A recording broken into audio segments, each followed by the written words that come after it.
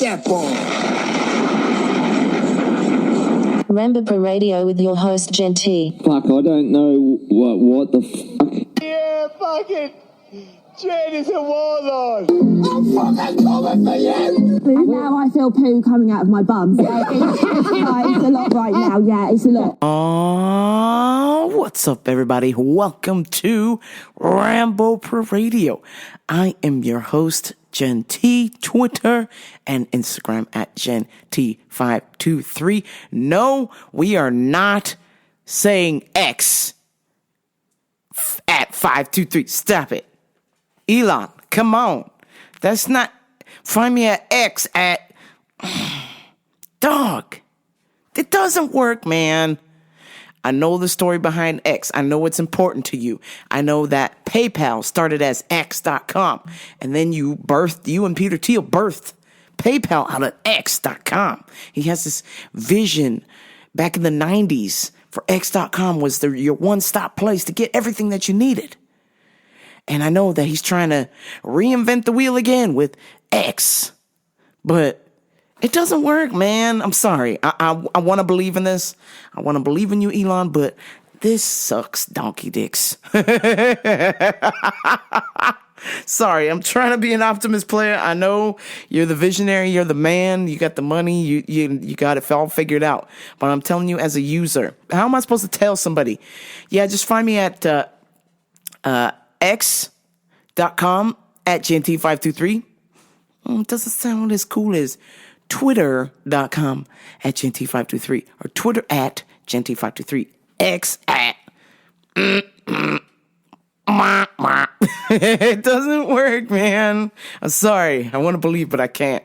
I wonder how long this will last before the entire thing comes crashing down. I don't know how this survives. I mean, obviously Twitter is dead, but X is here. But until I am forced to update the app, it is a little Tweety bird on my phone, and it says Twitter. So we're sticking with Twitter at GNT523.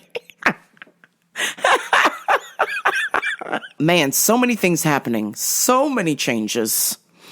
We got some new people at work. I'm excited for them, but it isn't 90 days. It's only been day 1, so you know what that means. I'm not going to learn your name until the 90 days are up.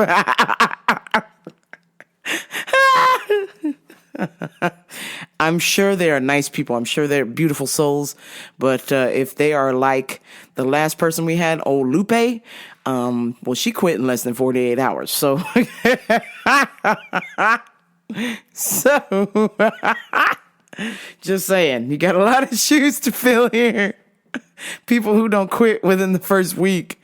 Oh, God damn it. But we'll see. I'm optimistic. Hey, maybe they will learn the ways of my work and be okay with not getting a pay raise.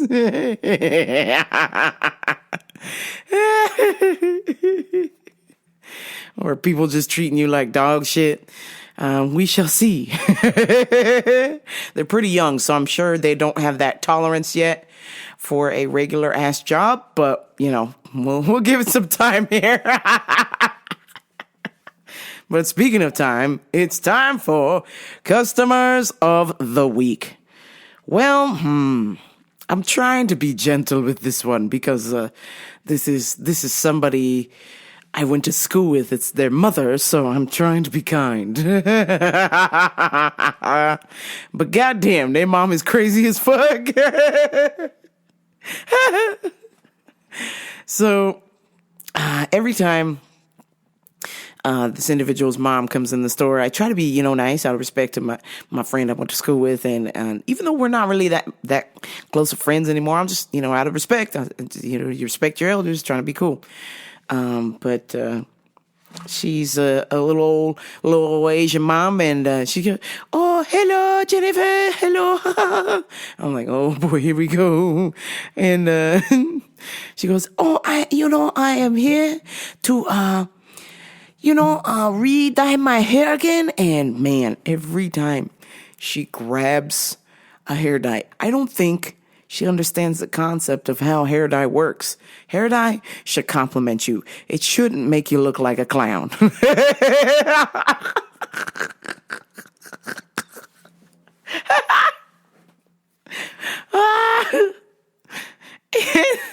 I mean, I have seen this woman come into the store with crazy, like she'll buy a box of like brown hair dye or like blonde, light blonde or dark brownish blonde. And then we'll come back with orange hair. I don't understand. I don't understand how this happened. You left the store with a brown hair color and now your hair is orange. What is happening at your home? So she said, oh, Jennifer, I have a question. So, I bought a hair dye from you. And in the workie, it always turned out wrong color. I want to know which color is best for me. And I'm like, okay. She goes, oh, you always say okay. Do you don't know how to help me? And I was like, I know how to help you with vitamins. Like, have you pooped today? How are your titties? Are there lumps in there? Let me give you a vitamin for that. But hair dye, I don't know chicken shit about that. I'm sorry. I don't dye my hair. I don't know nothing about hair dye. I am not one of those, air quotes, ladies. I am a mannish lady, okay? I know nothing. I know nothing about hair dye, okay? I don't know nothing about makeup. I don't know nothing about nails, hair, eyebrows, lashes, lips, none of that shit, okay? I just know where the vitamins are at, all right? Oh, every time, you are my daughter's friend. And every time I come in here, you're not helpful. And I was like, damn, bitch. Really?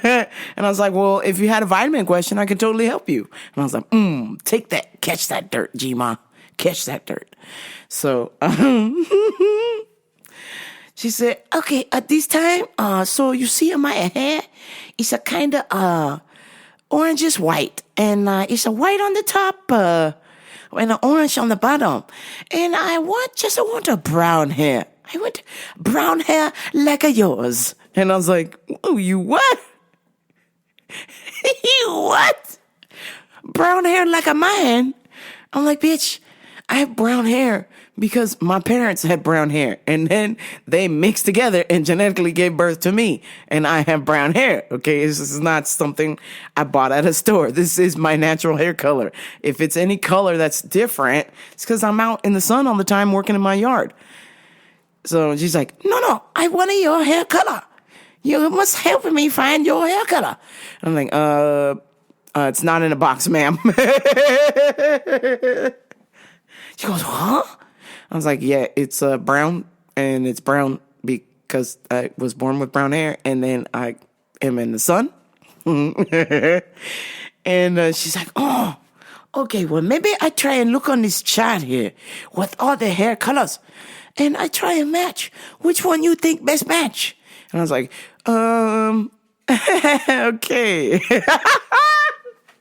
And she go, you always say, okay, but you're not helping me here. I need to find best hair color for my skin. I was like, ma'am, honestly, you have this white part I'm seeing on the top? Yes, these are my gray hairs. And I go, maybe it's time to own the gray hairs. I said, if my hair starts turning gray, then my hair starts turning gray. It is what it is. Like, that's it, Jack. It's all she wrote, I don't give a shit. Can I go to the gym? That's all I care about, honestly. Can I go to jiu-jitsu class? Can I go to Muay Thai class?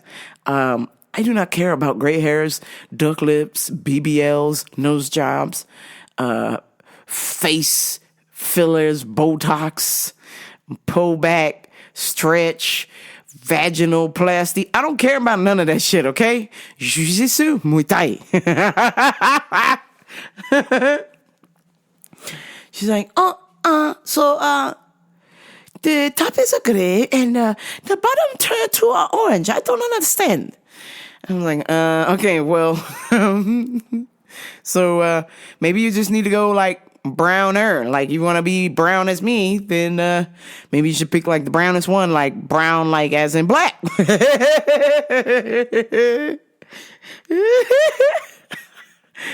And she go, oh, I do not know if a black will match my hair, my skin tone. And I was like, well, you are Chinese, and I'm pretty sure most Chinese people have black hair. I'm just saying. I'm not trying to be a dick here, but I'm just saying.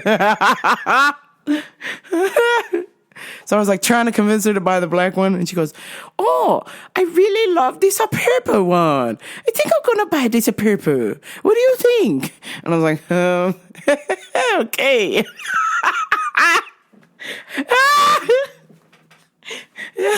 And she goes, oh, Jennifer, I know you, when you say okay, is not very helpful. I need you to give me a good answer.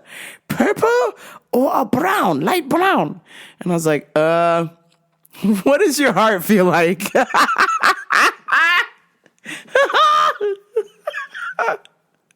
What does your heart say?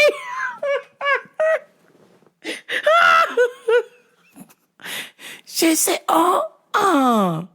You know, I'm just like, because I'm just imagining this lady because of her voice. I'm just like, I'm waiting for Mrs. Swan to rock around the corner from Mad TV and tell her, you have butt nails. She's like, oh, I think I look at your purple. Purple, it speaks to my heart. Purple sounds great. And I was like, purple it is. Purple fam. Tell your daughter I said hello. Bye-bye. She goes, oh, you, Jennifer, you are not very helpful, but it is always good to see you. Damn it, I can't even fake the funk with this lady. I'm like trying to be respectful. I'm like, okay, okay, okay. I'm just trying to support her dreams, you know? And if she wants to get brown hair like mine, then the purple one is the only solution. I'm looking forward to her coming back to the store with more messed up hair.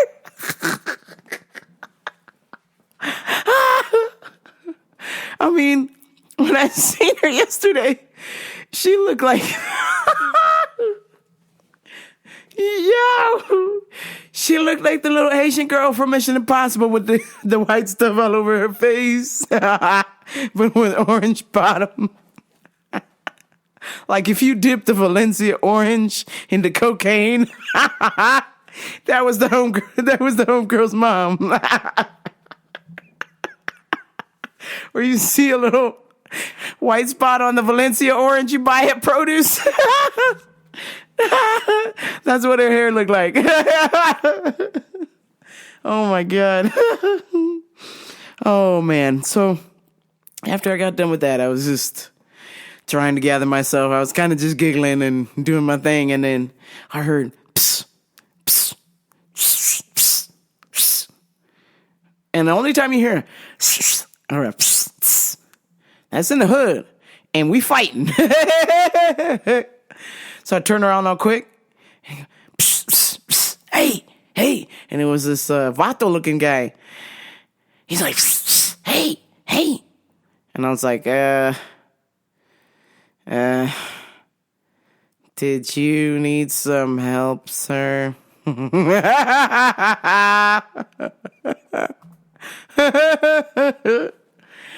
psst, psst, psst, hey, psst, psst. Hey, hey, I gotta ask you a question. And he's just like whispering, and he has got the most insane, preposterous level of baggy jeans. Okay, this guy was maybe $135, and he had on like size 52 jeans. He was swimming in his fucking shorts. I was like, what the hell? Oh, man. What the hell's the matter with you, man? He's like, hey, can I ask you a question? I was like, yeah, sure.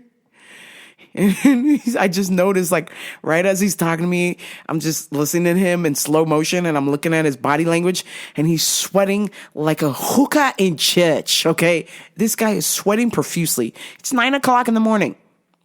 Maybe 80, 90 degrees. But we're inside an air-conditioned store, okay? It's so cold in my work, I wear a jacket, okay? It's cold, Jack. My man's is in there sweating and swimming in his baggy jeans and his giant t-shirt. I mean, my man's looking like Missy Elliott with the trash bag. I can't stand the rain. He's like, hey, can I ask you a question? I was like, yeah. What's going on? Two things. Do you guys sell the natural Viagra? I was like, yeah, we got that in the glass case there. And he's like, and secondly, hey, yo, do you guys have a bathroom? Because I think I need to use a restroom. And I was like, yeah, we do. And I'm just like, oh, God, this guy's about to shit himself. I just had a feeling, just the way he was sweating, I was like, oh, my man just got the shits, dog. Is that like the cocaine shits or like the mushroom shits? What's that? He's sweating profusely. And he's wearing extremely large clothes that are like 4 times his size. And just looking at him, he reminded me of that Ludacris video with the extra large shoes and shit.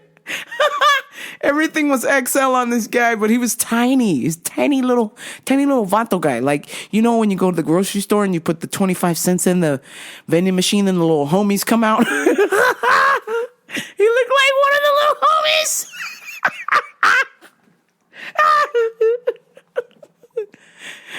Okay, great. I'm gonna come back for the natural Viagra, but I ain't gotta use a restroom, man. Whereabouts your restroom? And I was like, in the back of the store, under the sign where it says restroom. So he like waddled off. And then, I'm not joking, a half an hour went by. I was like, there was a guy back there in the restroom, but I'm not sure if he's still there. And I was too scared to go check, so I just kind of forgot about him. And then 45 minutes later, he comes doing the little gangster walk out of the bathroom, okay? A handful of paper towels, not like 3 or 4. He had like half the roll in his hand, all pulled out, okay? And he was holding it, and he was walking like doing that limp, you know, that gangster limp. And I watched him, and he's like, hey, I'm gonna come back later. I'll think about that natural Viagra, okay? I'll be back later, okay? And I was like, yeah, sure, whatever, player. And then I looked away, and I started to go back to work, and then something in the universe told me. Something in the universe told me to look back at this guy.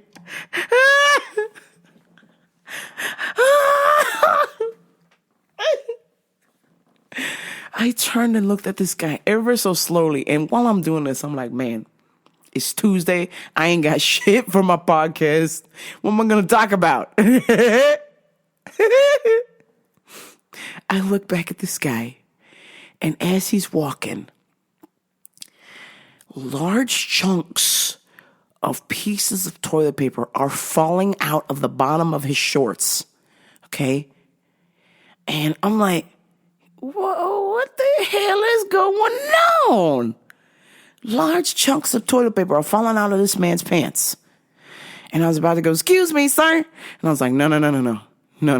We're going to let this play out, okay? So he gets to the middle. He gets to the middle of the sales floor at my work. The busiest point of the store, okay? And with the chunks of toilet paper coming out of his pants, also not far behind, also literally not far behind, were chunks of toilet paper with feces on them.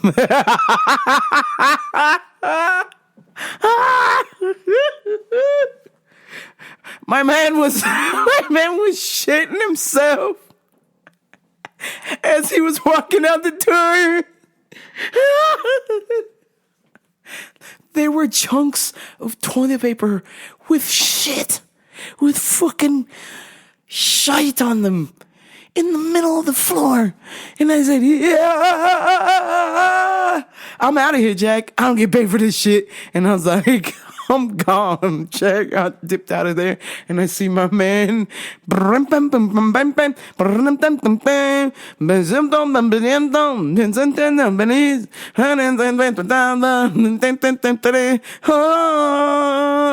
Feliz, Feliz. My man was heading for the exit, but had to leave us with some parting gifts.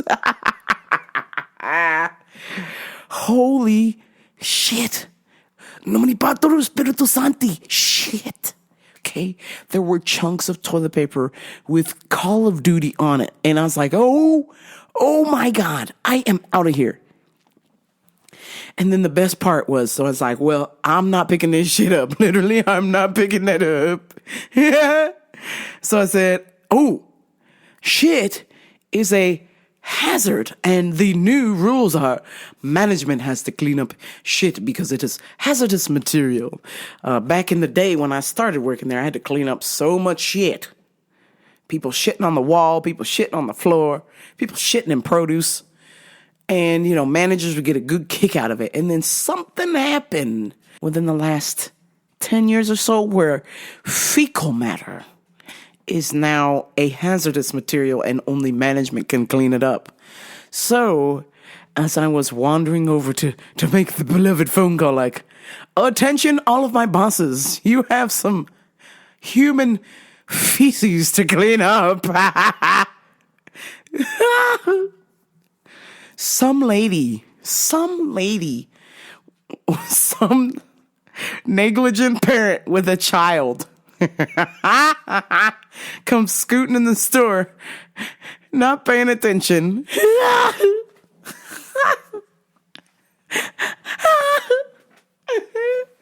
Her kid comes running in the store and she's not paying attention. She's looking at different vitamins. Her kid picks up one of the paper towels, one of the pieces of toilet paper with the Call of Duty on it, and goes, "Mommy, what's this?" And she goes, "What, sweetie?" She goes, "This." And then she gives it to her mom, and her mom goes, "Yeah." Her mom fucking did the Fred Flintstone, I swear. Her body looked like it jumped in the shopping cart and was fucking rocketed out of the store. She was like, "Sweetie, where did you get this from?" And she's like, "Over there on the ground." She's like, "Don't touch that." And she's like, excuse me. My daughter just found some... it wasn't me, but my daughter found some toilet paper with poop on it over there around the corner. And I said, "Oh, we're on it."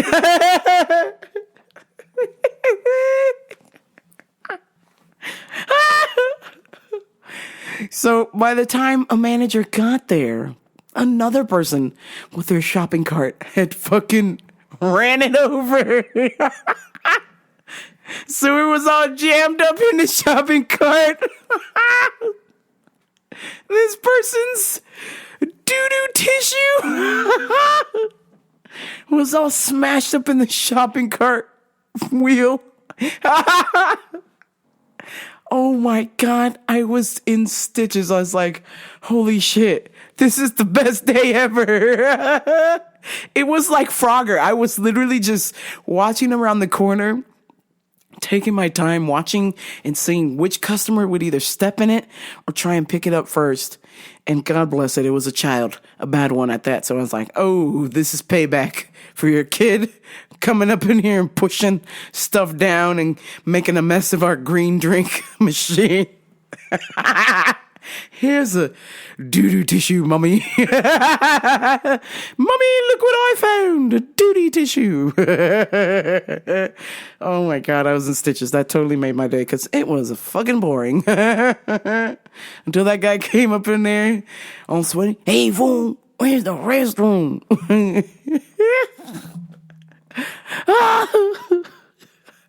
do you not feel toilet paper with duty fall out of your big ass baggy pants? Like, don't you feel that shit like sliding down the crack? What's going on, Jack?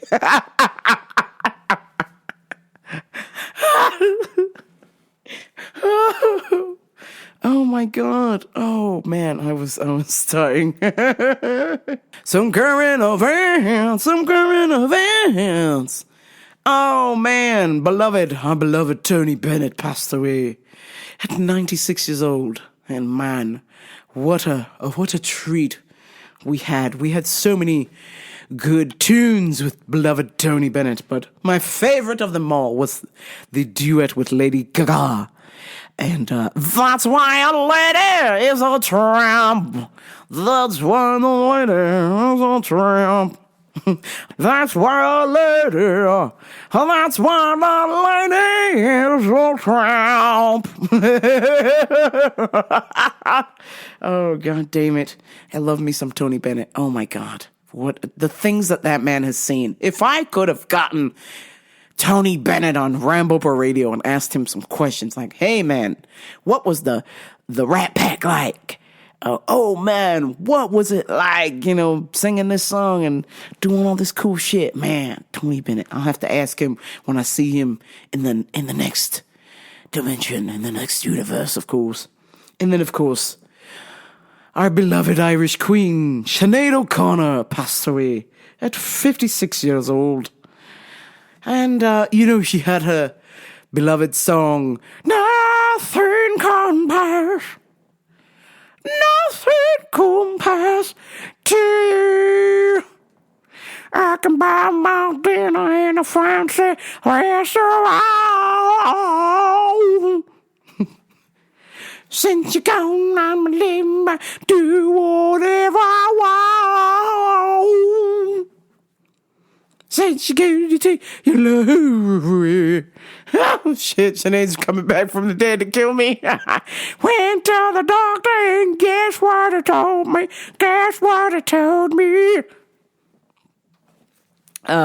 As you know, that Nothing Compares to You was actually written by Prince. Prince gave Sinead that song because he knew that she had the right vocals for that song, and it did work out that she did have it was the perfect sound. Because when I hear Prince sing it, it's fucking good, okay? But when Sinead sings it, you feel it in your soul. You feel how cold Ireland is. You feel like you're swimming in the water there in Ireland. You feel like, what's my man that got killed out in Ireland by Harry? Yo, shit, this is fucked up. You feel like Lord Mountbatten, Prince Harry and Prince Harry and William's great uncle, Lord Mountbatten, who was assassinated on his fishing boat. I felt it. Nothing compares. Hey kids, I'm gonna go fishing out here. Lord Mountbatten. And then they go, 20 to 1, what's that him? We got him, Mountbatten. Blow him up to smithereens. Nothing compares to you. Oh man, I'm going to hell for that.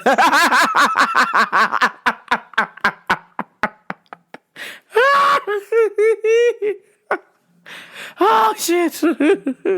Oh my god. Sorry guys. Terrible joke. I'm sorry, all I can hear is Nothing Compares and fucking Lord Mountbatten fishing and his boat blows up. Oh my god. He was fucking assassinated by the IRA. So, anywho, how about my favorite, as I digress, my favorite Sinead O'Connor song. It's not actually named a Sinead O'Connor song, but it is The Foggy Dew by the Chieftains.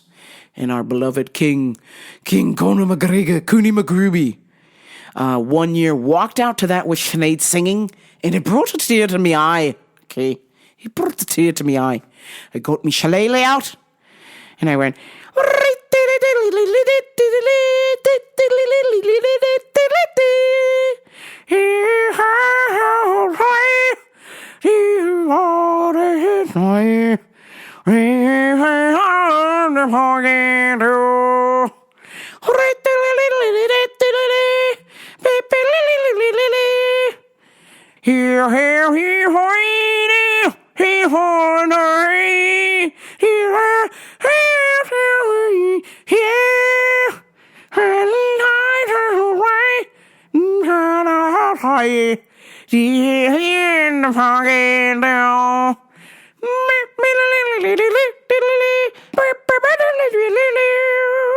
Too soon. Oh, I love my beloved Sneade. It is very sad, but I guess the important thing about Sneade was that when I was a wee young lassie, I saw her on my TV singing her fucking guts out, man. You felt it. And the things that she was standing up for, like women's rights and abortions, and just whatever the norm was, whatever the status quo was, Sneade was like, nah, fuck that shite. This is what we're gonna fucking do, eh? She was she was a rebel. And I love that. So, God bless Sneade. There would be no Lorde, no Billie Eilish, no, who else is copying that? No Lana Del Rey, if it wasn't for Sneade. You understand? If it wasn't for Sneade. Man, rest in peace. What a beloved soul. I am so sick of this piece of garbage. This basura agua, okay? Hot ass trash water, okay? This lady is garbage to the 10th degree, and I never want to hear another peep, another fucking word about her. Don't get me Shillelagh out and knock her over the head with it. Carlee Russell, okay? If that name rings a bell, I'm so sorry. I send my condolences, okay? Can we trade Carlee Russell for Sneade O'Connor? How about that, Lord? Carlee Russell, for those of you who don't know, is this piece of garbage human being who decided the level of her mental illness could not be contained. And so she thought she would lead the state of Alabama on a manhunt. She decided to lead detectives on a manhunt, claiming that she had found a stolen child and then somebody had abducted her and she was missing, and turned out to be a fake story. This dumb bitch researched Taken, the plot from Taken, and then this dumb bitch researched. Cops checked her phone records and checked her Google search. Dumb bitch. If it costs money to send out an Amber Alert. This bitch had an Amber Alert for herself. Just fucking disgusting. Hundreds of officers were looking for her. People were concerned, except her boyfriend, because he fucking was in on it. Yeah, you're in on it, you jackass. Who calling out, oh, she needs compassion. Oh, whoop-de-fucking-whoop, mental illness. Let me tell you something. BetterHelp.com/Ellis or /JRE, okay? Get some fucking therapy, goddammit. Why are you bringing up people in their mess? Why are you bringing people into your mess? Your downward spiral. You want attention? Get a fucking hobby. Don't waste people's time like that. When you falsify these stories, cops don't believe you. Okay? Cops don't believe you when some real shit happens. When we really need cops to step up and save somebody, they're going to be like, are you sure? Because this one dumb bitch named Carlee pretended to be Taken and she wasn't. Yeah, I mean, that is gotta be the lowest of the low. What the hell happened in that child's house that you are 26 years old, calling wolf? You need the attention of the entire nation to, air quotes, find you when you weren't even missing. Ugh, utter disgust. That is the kind of individual that I would love nothing more to put inside my punching bag, zip it up, and go to town.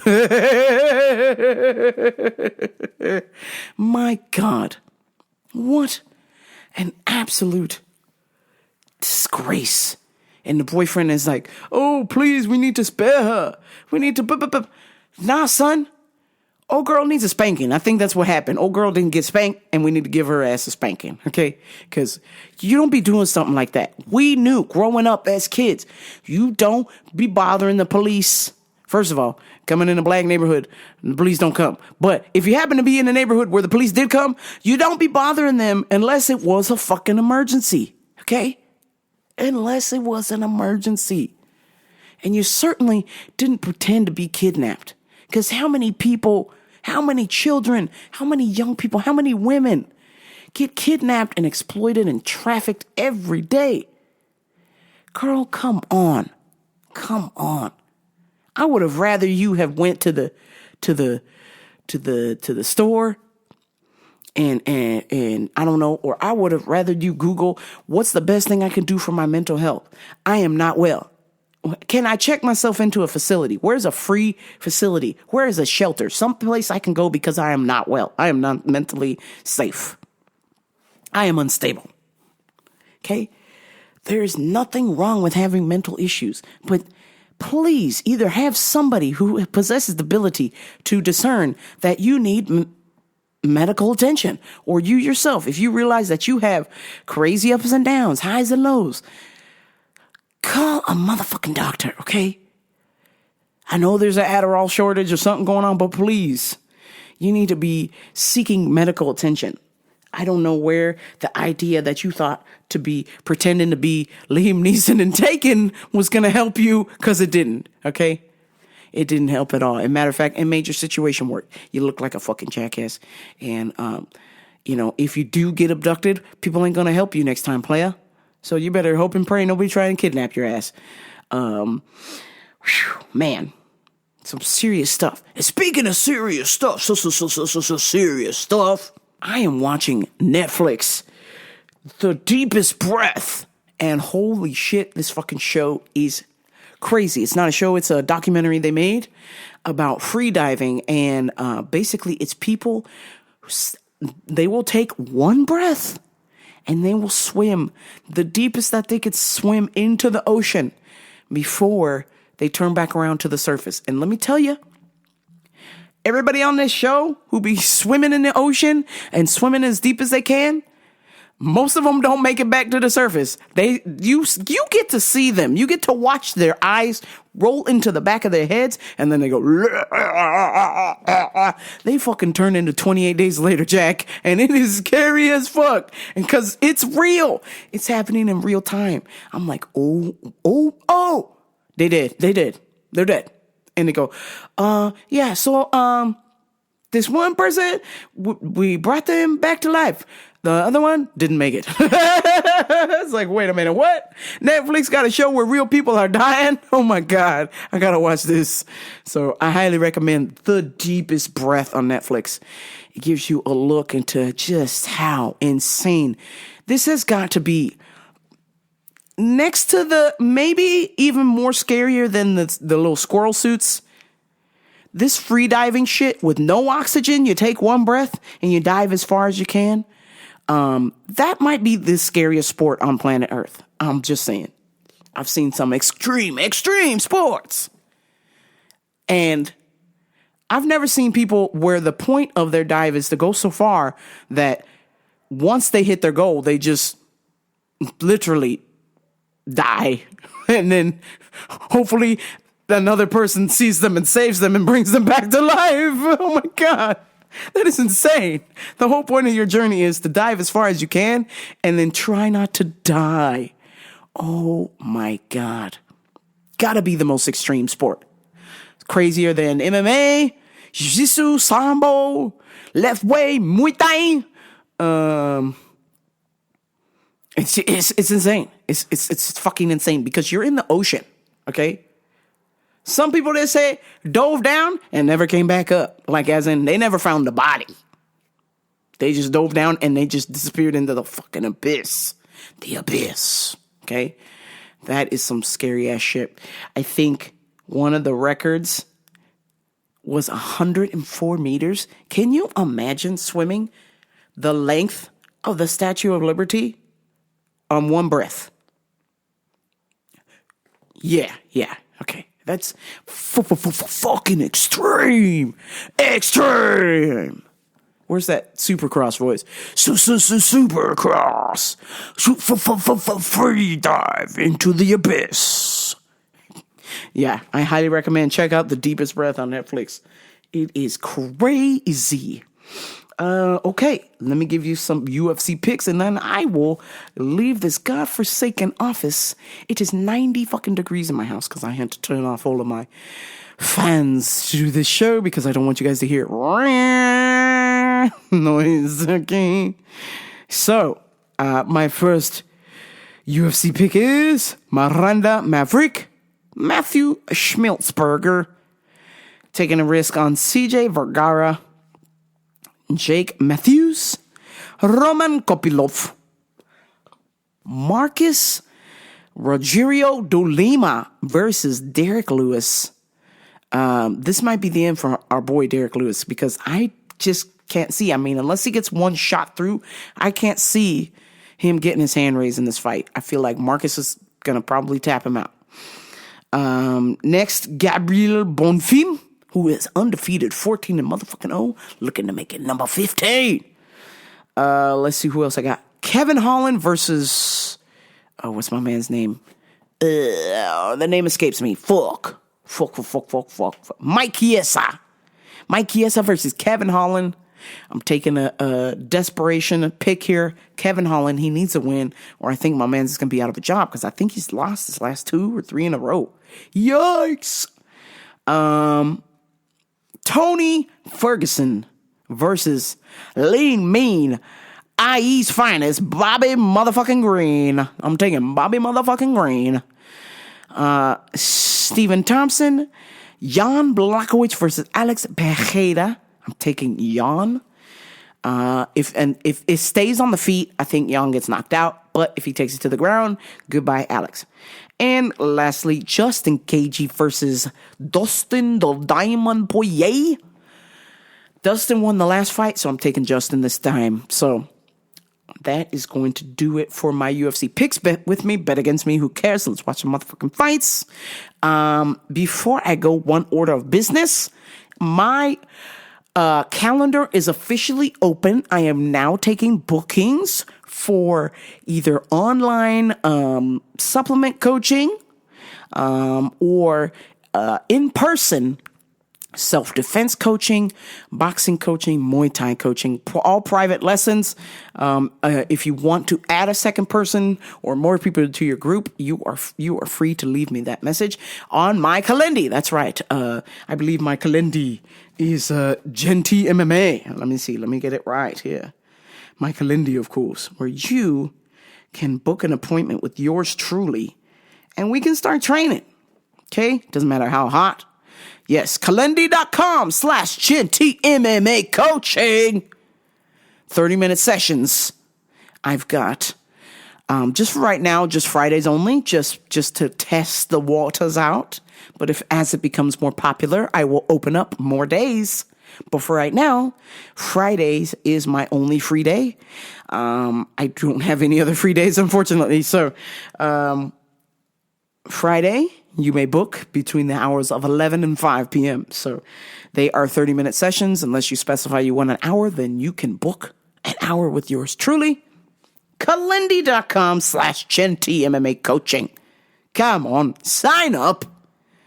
I just came to this epiphany that I have to be honest, okay? I've been kind of pussyfooting around my dreams, okay? I've been trying to be patient, but patient in a way where I was kind of putting forth the effort, but I felt like I could also do more, something to maximize my work into getting my goals or my dreams done, which is having my own business, which is being a coach. And this is my second gym where I have been sitting and waiting for the head coach to be like, you know what, Jen, you're really good at boxing, or you're really good at Muay Thai. How about you teach a class, or maybe you can teach some privates.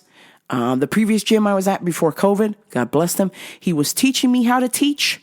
But we never got to where I was running an official class. I was running practice classes, working with younger kids, but I never got the chance to shine on my own. And so once COVID hit, I was decimated. That was my dream, to coach people. And so when I started up at this new gym, I thought, okay, here we go. I can do this, And there was talk of, there was an actual class where I had to teach because the person that was hired slept through his alarm. So I was actually teaching the class and people liked it. And so, but that was many moons ago. That was like 2 years ago. And then recently, the teacher was busy and hired and asked another student to teach the class. And no disrespect to that student, he did an excellent job. But I had people coming up to me and saying, why aren't you teaching this class? I want you to teach this class.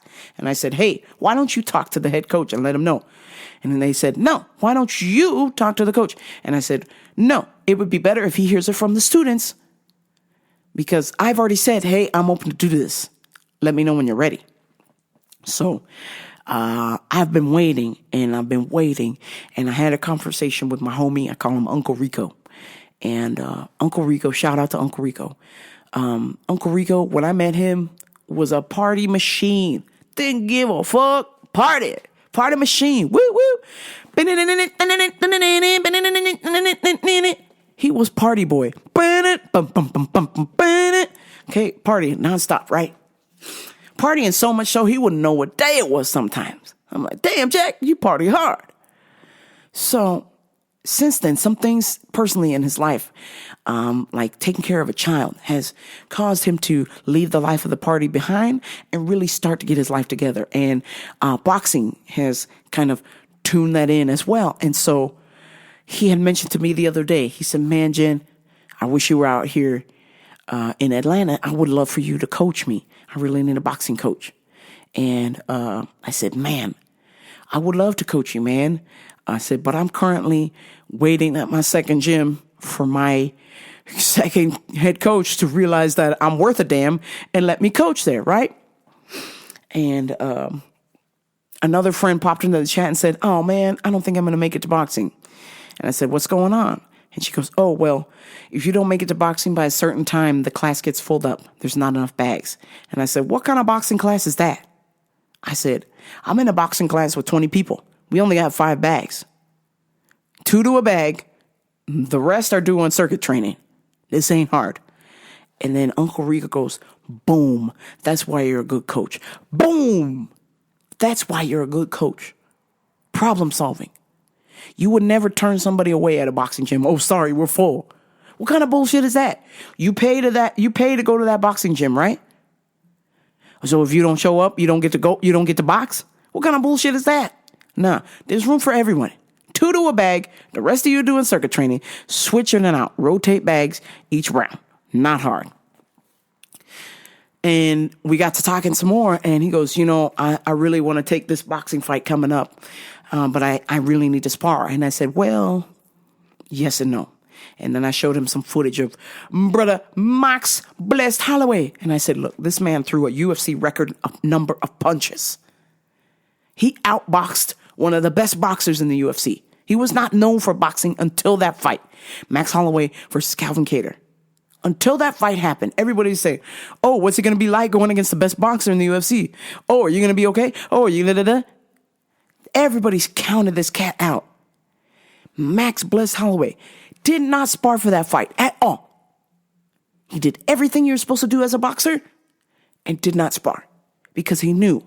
He made it a point to show the world that, oh, UFC is going to match me up with the best boxer in the UFC. I'm going to outbox the best boxer in the motherfucking UFC. And that's what he did. And I told my friend, I said, look, Rico, Uncle Rico, you don't need to spar. You do everything that you can do. You don't have a sparring partner? I'm sorry.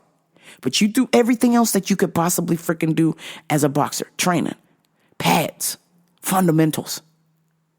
You drill that till the cows come home, Jack. And I'm telling you, you'll surprise yourself. You're going to win that fucking fight. I believe in you. And he goes, boom. That's why you're a good coach. I know you're not saying that because we're friends. And I said, I'm not saying that because we're friends. I'm saying that because based on my experience. When I took my first boxing fight, I'd only fought in the street. Streets don't, air quotes, count, okay? When I took my first boxing fight, I didn't have no coach. I had to win a contest to get a coach. And when I got there, we didn't even box. He said, you're out of shape. We're going to get you in shape. We did weight training. We ran on the beach, okay? He got my cardio up. And I was nervous because I said, man, I don't know how to box. Nobody's teaching me how to box here. What do I got to do? I went to YouTube and I turned my mattress over. I set a timer and I punched that mattress as hard and as fast as I could for 3 minutes. Every single day until my fight at Mania 10 happened. And let me tell you, you wouldn't believe. If you watched that fight, you would have thought I've been training for years. And I had never fought in the ring. I had never put boxing gloves on other than in the backyard with my uncle punching a punching bag. That's it. Punching a punching bag in the backyard. Okay? I was 10. And that's because he had me punch the bag to teach me how to fight because I was getting my ass kicked in school. So maybe that shit didn't count either. Okay? But my point is I worked with what I had. I said, I have YouTube. I have access to the best trainers in the world. Free advice on YouTube. Type this in. How do you throw a jab? How do you throw a cross, hook, uppercut? How do you put those together? Where do your feet go? What's your breathing like? I researched, and I punched that mattress, and the whole thing that was driving me was, all I could think about was the other girl that I was going to fight that had 2 boxing coaches, 2 professional boxing coaches, had access to everything because she had money, and I didn't.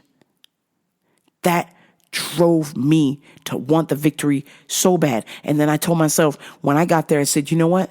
She's had 2 boxing coaches. She going to whoop my ass. But I'm not going down without a fight. She's not going to knock me out. She might win on points, but she's not going to knock me out. And what happened? Knockout. Referee stoppage. 2nd round knockout, okay? I surprised myself. I shocked all of them people in that casino, except for John in Arizona, Kelly, Boognish, and a couple other people, a handful of people who believed in me. Everybody else in that fucking place was rooting for that other girl. And my boy John, the night before the fight at the bar, when people were egging me on and wearing their little Nippolopolis shirts, wearing their little ambient, you're going to go night-night shirts at the bar and teasing me, my friend John in Arizona said, punch a fucking hole in the chest. Punch her right in the fucking chest. Just like Ray Longo. Aljo, punch a hole in his chest. That's what I fucking did. So because of that school of thought of where I come from, that really anything is possible, if you really want that W so bad, it can be yours. You exhaust every avenue to get there. And so, coming back full circle to my coaching business, I hadn't exhausted every avenue. I was waiting for somebody to give me the opportunity. I was waiting for somebody to open the door and go like, all right, we're ready for you. Hey, okay, it's time. And after that conversation I had with my homie, Uncle Rico, and I was listening to a life coaching podcast, and they mentioned a quote from Denzel Washington. He said, when I go to my deathbed, I want to be surrounded by all of the memories and dreams of things that I tried to do and I either succeeded or failed at. I don't want to go to my deathbed surrounded by the things that I never attempted, the coulda, woulda, shouldas, the regrets. I don't want to be at my deathbed surrounded by the dreams and regrets. I don't want to be surrounded by the regrets of my dreams that I didn't try. And I said, holy shit, I heard that. 2-3 hours later, I went to lunch. I set up the app. It's free. If you have a business, you can totally start your own Calendly app where people can book appointments with you or whatever it is you do. If you a sex worker and you want to make an appointment for your little Use Carlee. It's free. People can book an appointment with you. If you want to be a basketball coach, you want to teach people how to dribble, chicky boom. Hey, meet me at this park at this time. Use my app, Carlee. This app is free. And the best part of that free part is that I felt like once I got that set up, I felt my freedom start to come back. I'm like, oh shit, here we go. I feel free now. I'm in control of my destiny. I don't have to wait for anybody. The only person I'm waiting on is you to make an appointment. Really, that's it. You listening to this show. Or you to tell a friend to make an appointment with me. That's all I'm really waiting for. Everything else, I'm like, cool. I'm not going to wait for other people to realize my greatness. I already know that I'm great. And for you listening to this, if you can learn anything from me today, don't wait for others to realize your potential. You recognize your own potential and you take that to wherever dimension or galaxy and beyond you got to go to make that shit happen. Okay? Because that's where I'm at now. I reposted my business cards on social media, my digital business cards, and people go, wait a minute, where's your website? What's this about? Where can I book? And I'm like, oh shit, I got to set up that app. And my homie had been after me for that app for a little bit. She said, you don't pay any money until you make it to the big time. This app is free to you. Use it. People, it's your digital appointment book. They take care of everything. All people have to do is click on the time and pay you. And then you're done. So I said, man, I'm not getting paid by Carlee, but I'm telling you, I'm saying this with peace and love. If you got a business you're trying to run and you don't use Zen Planner, or maybe you're just good at keeping track of things, I know I'm not. So I'm using Carlee because it's free, it's easy to use, and it's very simple for a client to book an appointment with you. You just click on the time and then they pay and then you meet up. And it's over. Greatness. So, I am going to end the show today. Thank you so much for tuning in. RambleParadio.com. Buy a shirt if you must.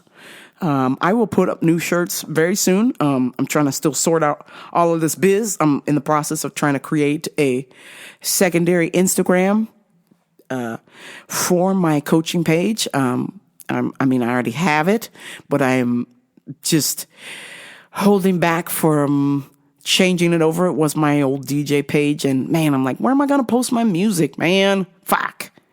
I don't know. I think might leave my DJ stuff up there, but I'm just going to change it over to be TCC Jen Townsend Coaching and Consulting at TCC Jen, coming soon. Hopefully this weekend I can work on that, maybe within the next day or two, which would be the weekend, of course, as I try and procrastinate on here to you. I will get this done. Don't you worry, because I just feel that I need to get out there and I need to pursue my dreams because time is running out, and I certainly do not want to be on my deathbed surrounded by regret. I will talk to y'all next week. Much love. But until next time, this is Ramble for Radio, and we're going to realize our greatness. Yeah.